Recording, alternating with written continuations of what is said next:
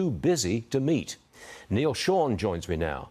You were at the palace this week, Neil. Why didn't Charles meet with Harry? Good afternoon, Stuart. Well, you know, as you can imagine, everybody's sort of got an opinion here. What we can tell you first, and as ever exclusive on your show, it's simply this. Yes, the king would have met with his youngest son, but he doesn't want the drama. And that's because of his medical condition right now, the battle that is ongoing, of course, with his own personal cancer journey. And his advisors, his doctors are basically saying, you need to remain stress-free.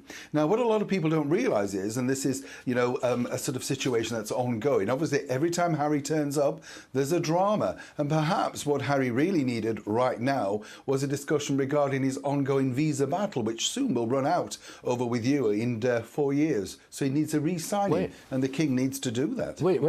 Harry's visa to stay in America runs out, and so he's worried about where he's going to go?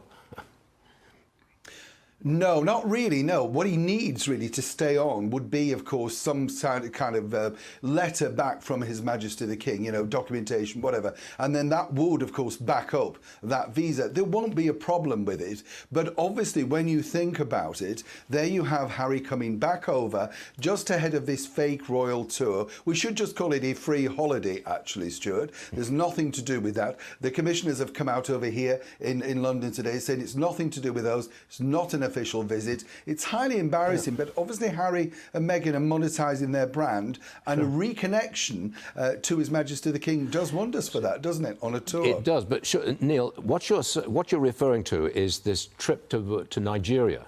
Harry and Meghan have arrived in Nigeria. They seem to think of it as an official royal tour, but it's not an official royal tour, is it? It seems like Harry and Meghan are trying to set up a competitive court.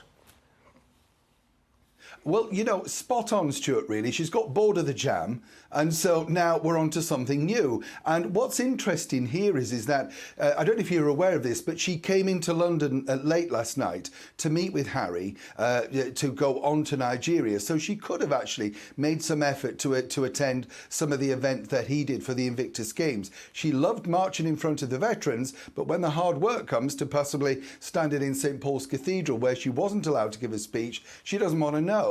So this is the Meghan now that is now moving into another thing. The Netflix show has been put on a hiatus while they go off and do this, you know, fake Nigerian tour. You couldn't make this stuff up, and that's the reason. It goes back to what I was saying, why His Majesty just doesn't want the stress. Keep away, you know. The speculation over here is that sooner or later Harry and Meghan will divorce. Would you have any comment on that? You know, I think that he is addicted to Meghan Markle. I really do. And you can call that love. You can call that a need.